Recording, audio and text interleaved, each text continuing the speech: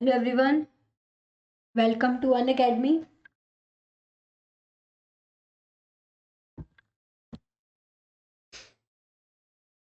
आज की क्लास में टीचिंग एप्टीट्यूड के कुछ एमसीक्यूज करेंगे विद कंप्लीट एक्सप्लेनेशन। ठीक है, कंप्लीट एक्सप्लेनेशन के साथ करेंगे। सबसे पहले वीडियो को लाइक एंड शेयर कर दीजिए जल्दी से जल्दी। और ये प्री रिकॉर्डेड क्लास है, डेट्स वे मैं आपकी लाइव चैट का रिप्लाई नहीं कर पाऊंगी। पूरी वीडियो को एंड तक देखिएगा। जितने भी एमसीक्यूज करवाए हैं मैंने आपको, ध्यान से उन्हें समझिएगा। ठीक है, विद एक्सप्लेनेशन बताऊंगी। पहले I will explain the question, आप उसका आंसर दीजिएगा। Then then I will tell the right answer and explain the question. ठीक है, तो इसके अलावा अनअकैडमी प्लस पे मेरा नया कोर्स आने जा रहा है 19 अप्रैल से, that is revision course of UGC net economics. ठीक है, revision course of UGC net economics. तो उस कोर्स में एनरोल करने के लिए आपको अनअकैडमी प्लस की सब्सक्रिप्शन लेनी पड़ेगी। ठीक है, अनअकैडमी प्लस की सब्सक्रिप्शन लेनी पड़ेगी। उसके लिए आपको ये रेफरल कोड यूज करना है, दैट इज सिमर10। सब्सक्रिप्शन लेने के लिए ये प्रोसेस है सब्सक्रिप्शन लेने का। अनअकैडमी की लर्निंग आप जैसे ही आप डाउनलोड करते हो, गेट सब्सक्रिप्शन पे जाके आपके पास दो ऑप्शंस अवेलेबल रहते हैं, प्लस एंड आइकनिक का। ठीक है, जो आइकनिक की सब्सक्रिप्शन है इसमें एडवांटेज ये रहता है कि आपको पर्सनल कोच की फैसिलिटी भी अवेल होती है। सो ये आइकनिक सब्सक्रिप्शन की फीस है एंड ये प्लस की फीस है। यहाँ पे मेरा कोड यूज करोगे तो 10% इंस्टेंट ऑफ आपको मिलने वाला है। और जल्द ही पेपर 1 का कोर्स भी मैं अनअकैडमी प्लस पे लॉन्च करने जा रही हूँ। ठीक है जी, तो ये कुछ रिवीजन सेशंस हैं जो अनअकैडमी प्लस पर अनअकैडमी की सब्सक्रिप्शन लेने पर ही आपको मिलेंगे। और अगर आप एक ही सब्सक्रिप्शन लेते हैं तो सिंगल सब्सक्रिप्शन में आपको सभी एजुकेटर्स के, मल्टीपल एजुकेटर्स के कोर्सेज जो है यहाँ पे प्रोवाइड होते हैं। ये सभी कोर्सेज आपको सिंगल सब्सक्रिप्शन में ही मिलते हैं। ठीक है जी, these are the courses of paper 1 and various subjects of paper 2। Unacademy से किसी भी तरह की सब्सक्रिप्शन ले सकते हैं, तो मेरा रेफरल यूज़ करके 10% ऑफ आप ले सकते हैं। ये मेरी अनअकैडमी प्रोफाइल है, यहाँ पे आपको मेरी फ्री स्पेशल क्लासेस जो है मिलेंगी। करना क्या है, पहली बार मेरी वीडियो देखने जा रहे हो, ये मेरा इनवाइट कोड है, इसे यूज़ करना है आपको। इसे यूज़ करते ही इंस्टेंट 10% जो है आप मेरी लाइव क्लास जो है वो देख सकते हो। सारा फ्री मटेरियल जो है वो असेस कर सकते हैं।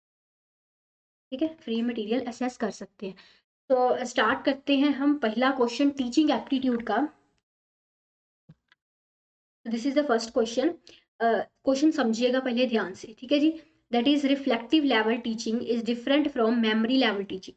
उसने कहा है जो टीचिंग का रिफ्लेक्टिव लेवल है वो मेमोरी लेवल से अलग होता है, क्योंकि because the pattern of communication that is involved in आना है यहाँ पे, involved in reflective level teaching is basically। ठीक है, जो रिफ्लेक्टिव लेवल है टीचिंग का वो मेमोरी लेवल से अलग होता है, क्योंकि रिफ्लेक्टिव लेवल की टीचिंग में जो कम्युनिकेशन इन्वॉल्व होती है वो कौन सी होती है। ठीक है, रिफ्लेक्टिव लेवल में आपको बताना है कौन सी कम्युनिकेशन इन्वॉल्व होती है, लीनियर, बॉटम अप, इंटरेक्शनल या ट्रांजैक्शनल। तो which should be the correct answer.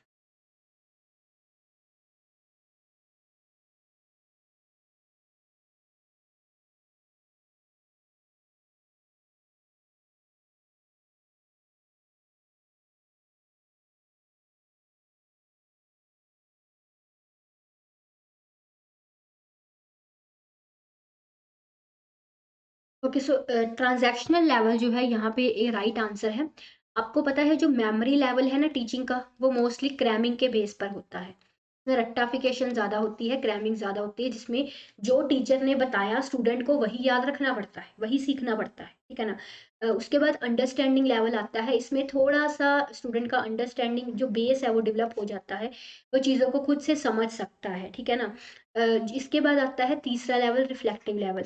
जो रिफ्लेक्टिव लेवल है ये लर्नर सेंटर्ड होता है, इसमें जो स्टूडेंट है, जो लर्नर है, उसका ज़्यादा रोल रहता है। इसे ट्रांजैक्शनल बोलते हैं, ट्रांजैक्शनल क्योंकि इसमें टू वे कम्युनिकेशन रहती है। ठीक है जी, टू वे कम्युनिकेशन रहती है, मतलब अगर टीचर स्टूडेंट से बात कर रहा है तो स्टूडेंट भी टीचर से इंटरेक्ट कर रहा है। जैसे मेमोरी लेवल में वन वे कम्युनिकेशन होती है। ठीक है, लीनियर कम्युनिकेशन पूछा जाए ना तो वो मेमोरी लेवल में होगी। One way communication, linear communication, जिसमें जो टीचर ने बोला है स्टूडेंट को वो याद रखना पड़ना है। समझे बात को ना। तो ट्रांजैक्शनल का क्या मतलब, टू वे, जिसमें टीचर स्टूडेंट से, स्टूडेंट टीचर से बात कर रहा है। मैंने आपको जब कम्युनिकेशन करवाई थी ना तो बताया भी था कि ट्रांजैक्शनल कम्युनिकेशन की बेस्ट एग्जांपल है टीचर एंड लर्नर में interaction.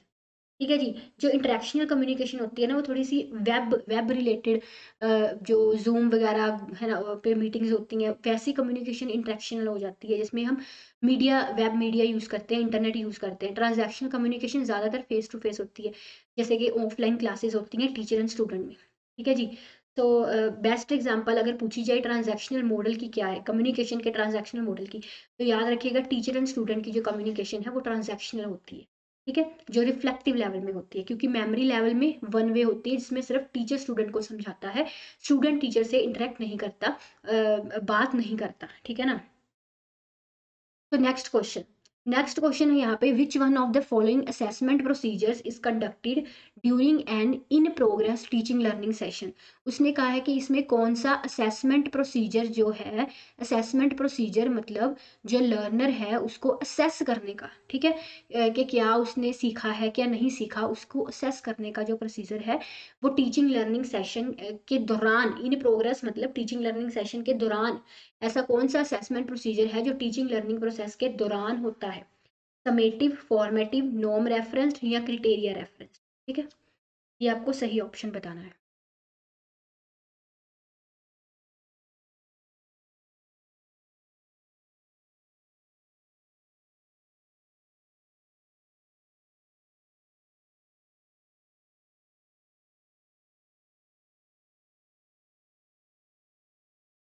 Okay, so it's right answer is formative evaluation. आपको पता है जो समेटिव इवेल्युएशन, मैंने सारी इवेल्युएशन की टाइप्स आपको समझाई हुई हैं, वीडियो देख सकते हैं मेरी, इवेल्युएशन मेथड्स ऑफ टीचिंग। ठीक है, समेटिव इवेल्युएशन जो है ये एंड में होती है, एग्जाम के एंड में, जैसे आपका final exam, that is summative evaluation. Formative evaluation जो आपके टर्मिनल एग्जाम्स होते हैं, क्लास में क्विजेज होती हैं या क्लास टेस्ट होते हैं, मतलब कि लर्निंग के दौरान जब असेस करते हैं हम लर्नर्स को, वो फॉर्मेटिव इवेल्युएशन होती है। लर्निंग के बाद जब असेस करते हैं वो समेटिव इवेल्युएशन होती है। तो यहाँ पे उसने क्या पूछा था कि ऐसी असेसमेंट जो टीचिंग लर्निंग सेशन के दौरान की जाती है, उसकी प्रोग्रेस में उसके दौरान की जाती है, so that is formative evaluation. ठीक है, मैंने आपको norm reference and criteria reference में भी फर्क समझाया हुआ है, आप सबको याद होगा। क्रिटेरिया रेफरेंस होती है जिसमें एक पर्टिकुलर क्रिटेरिया सेट किया जाता है कि अगर आपने इतने परसेंट से ज़्यादा नंबर ले लिए तो आप पास हैं, मतलब आपको मिनिमम 40% नंबर चाहिए एग्जाम को पास करने के, इतने आ गए तो पास हैं, जैसे हमारे मास्टर्स के एग्जाम में होता है था, दैट इज क्रिटेरिया रेफरेंस्ड। ठीक है, जो नॉर्म रेफरेंस्ड इवेल्युएशन होती है, जैसे कि आपकी यूजीसी नेट की कट ऑफ, जिसमें आपकी परफॉर्मेंस दूसरे के साथ कंपेयर की जाती है। ठीक है, दैट इज नॉर्म रेफरेंस, जिसमें कंपैरिजन होता है आपकी परफॉर्मेंस का दूसरे के साथ, इसमें कोई क्रिटेरिया नहीं सेट होता। क्लियर, तो this is the correct answer. Next चलते हैं।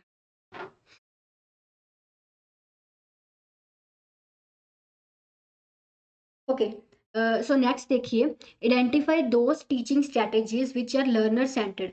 आपको वो टीचिंग स्ट्रेटेजीज को आइडेंटिफाई करना है जो लर्नर सेंटर्ड होती हैं। कोऑपरेटिव लर्निंग, ठीक है, team teaching, laboratory based projects, pair share discussions, lecturing with power point presentations. तो कोड्स आपको दिए गए हैं, जल्दी से देख के बताइए क्या ऑप्शन इसका सही होना चाहिए।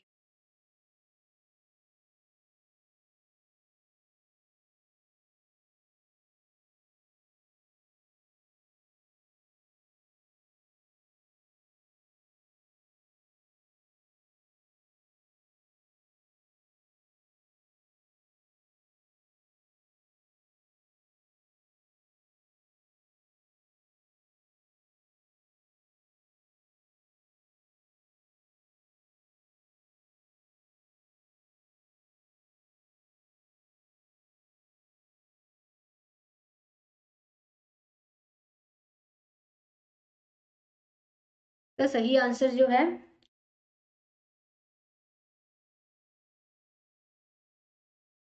दैट इज सी।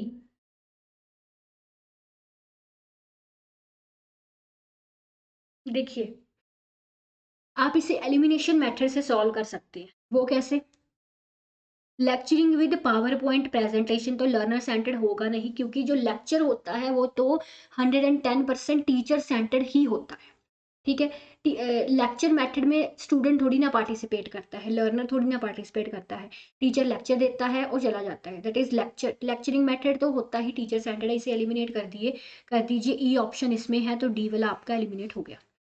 ठीक है, उसके बाद आपको यहाँ पे क्या लग रहा है, that is pair share discussion. हाँ, ये हो सकता है लर्नर सेंटर्ड, क्योंकि इसमें शेयरिंग आ गया ना, पेयर बना के शेयरिंग करना, ठीक है, शेयरिंग आ गया। सो जहाँ पे डिस्कशंस हो रही है, साफ पता लग रहा है डिस्कशन का मतलब ही क्या है, लर्नर सेंटर्ड।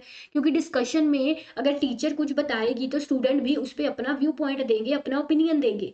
मतलब कि टीचर एंड लर्नर में यहाँ पे डिस्कशन होगी, सिर्फ टीचर ही बात बोल के नहीं चला जाएगा, दोनों में डिस्कशन होगी। डिस्कशन से पता लग रहा है ये लर्नर सेंटर्ड हो सकता है, ठीक है। तो डी जिसमें है वो आंसर आपका हो सकता है। नेक्स्ट है लेबोरेटरी बेस्ड प्रोजेक्ट्स। प्रोजेक्ट्स भी लर्नर सेंटर्ड हो सकता है, क्योंकि प्रोजेक्ट्स में लर्नर्स की भी इन्वॉल्वमेंट होती है। ये तो है नहीं कि प्रोजेक्ट सिर्फ टीचर ही करता है। टीचर तो स्टूडेंट्स को कॉन्टेक्ट प्रोजेक्ट देता है, उसे परफॉर्म कौन करता है, लर्नर। तो प्रोजेक्ट्स मैंने आपको ये जब teacher centred and learner centred methods करवाए थे ना, तब लर्नर सेंटर्ड मेथड्स की एक एग्जांपल दी थी आपको, प्रोजेक्ट्स, है ना। तो ये होएगा। तो सिंपली यहाँ से देख लीजिए कि सी एंड डी तो आपके ठीक है। आगे चलते हैं, team teaching. So team teaching कहीं ना कहीं ये भी एक टीचिंग आ गया ना, है तो ये टीचिंग ही, यहाँ पे लर्नर्स की इन्वॉल्वमेंट नहीं है, मतलब टीम बना के टीच किया जा रहा है लर्नर्स को। तो कोऑपरेटिव लर्निंग मतलब जिसमें कोऑपरेशन होती है, किसकी, टीचर लर्नर दोनों में कोऑपरेशन हो, ठीक है। सो कोऑपरेटिव लर्निंग भी एक लर्नर सेंटर्ड मेथड होगा। तो यहाँ पे ए सी एंड डी, ये सी वाला आपका ऑप्शन जो है ये करेक्ट होगा, ठीक है जी। Clear to everyone.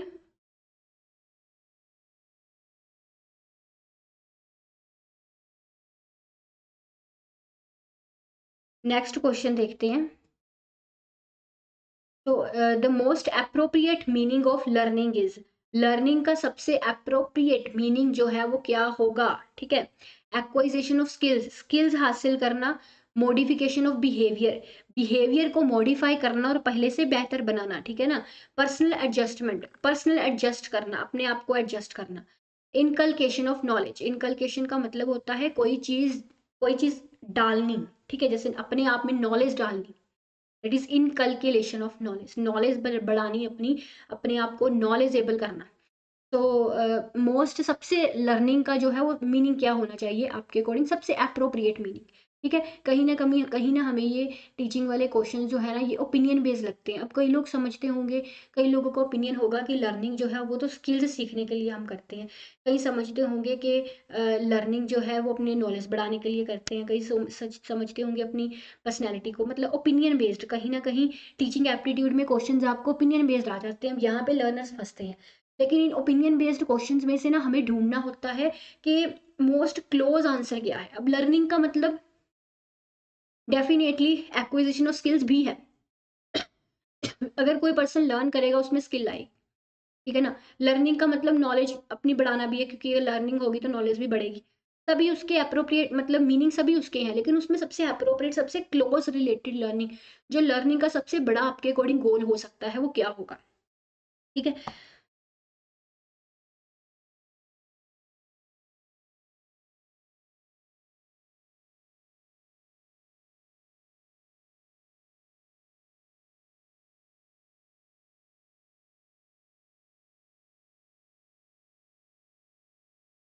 तो इसका जो करेक्ट ऑप्शन है that is modification of behaviour. सबसे ज्यादा अप्रोप्रिएट मीनिंग है जी लर्निंग का कि अपने बिहेवियर को मॉडिफाई करना, अपने बिहेवियर को पहले से बेहतर बनाना, ताकि हम एक अच्छे इंसान बन सके, ठीक, ठीक है ना। So modification of behaviour is the correct answer.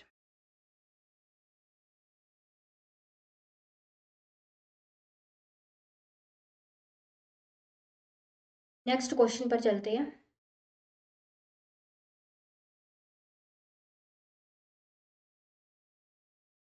तो नेक्स्ट देखिए, arrange the following teaching process in order. ये जो टीचिंग प्रोसेस है इसको आपको इसे एक ऑर्डर में बदलना है, एक ऑर्डर इसका बनाना है। मतलब कि क्रोनोलॉजी में सेट करना है कि टीचिंग प्रोसेस में सबसे पहले क्या आएगा, उसके बाद क्या आएगा, एंड में क्या होगा, इस तरह से, ठीक है। सो पहला है relate the personal knowledge with previous one, present knowledge, sorry, जो प्रेजेंट नॉलेज है लर्नर्स की, ठीक है, उसको उनकी प्रीवियस नॉलेज से रिलेट करना। इवेल्युएशन, इवेल्युएट करना कि लर्नर्स ने क्या सीखा है और क्या नहीं सीखा, क्या सीखना बाकी है। रीटीचिंग, दोबारा से टीच करना, ठीक है, अगर कोई चीज़ समझ में नहीं आई तो उसे दोबारा से टीच करना। Formulating instructional objectives, objectives set करने के जो लर्नर्स को इंस्ट्रक्शंस देनी है वो क्या क्या होनी चाहिए, उसके क्या क्या ऑब्जेक्टिव्स होने चाहिए, ठीक है ना। सो लास्ट है प्रेजेंटेशन ऑफ इंस्ट्रक्शनल मटेरियल्स। जो इंस्ट्रक्शनल मटेरियल्स है मतलब वो मटेरियल जिसके द्वारा इंस्ट्रक्शंस दी जानी है उनको प्रेजेंट करना। ठीक है। सो नीचे ऑप्शंस दिए गए हैं, आप जल्दी से बताइए कि इसका करेक्ट क्रोनोलॉजी जो है वो क्या होना चाहिए।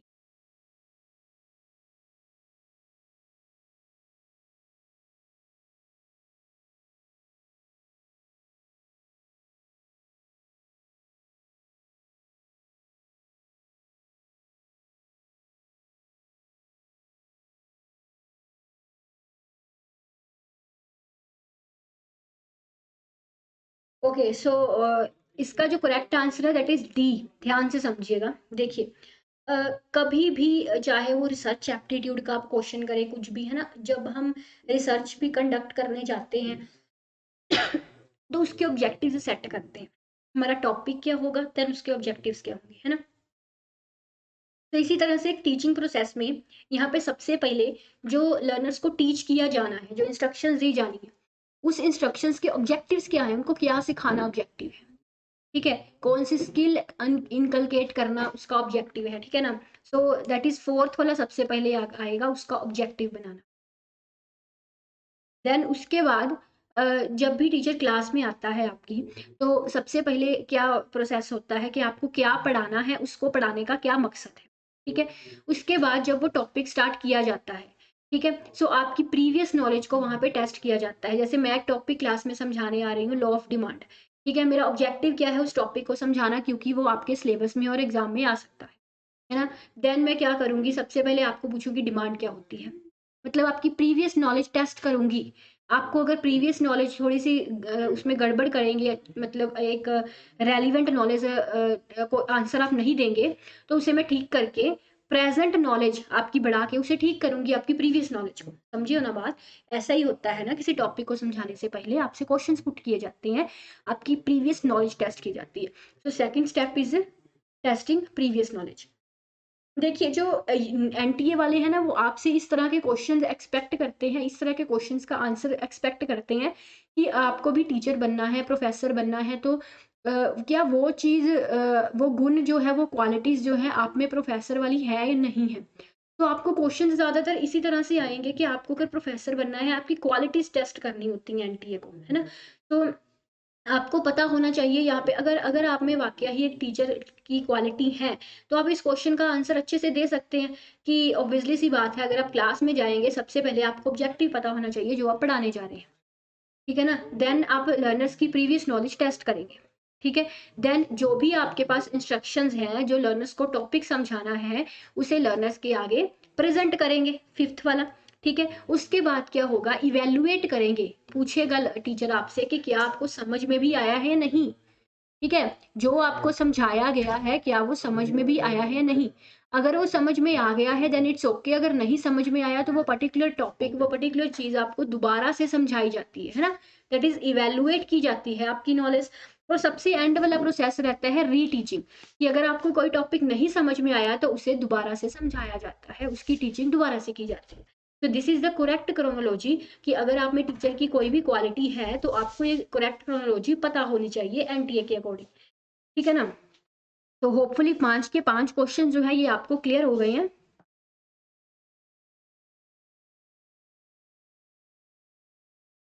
कल कल नए क्वेश्चंस करेंगे, टीचिंग एप्टीट्यूड के नए प्रीवियस ईयर क्वेश्चंस करेंगे, और आपके लिए मैं नई सीरीज लेके आ रही हूँ, मतलब पुराने क्वेश्चंस नहीं रिपीट कर रही, नए नए क्वेश्चंस लेके आ रही हूँ। होपफुली आपको भी ये सेशंस अच्छे लग रहे होंगे और इससे आपकी काफ़ी हेल्प हेल्प मिलती होगी।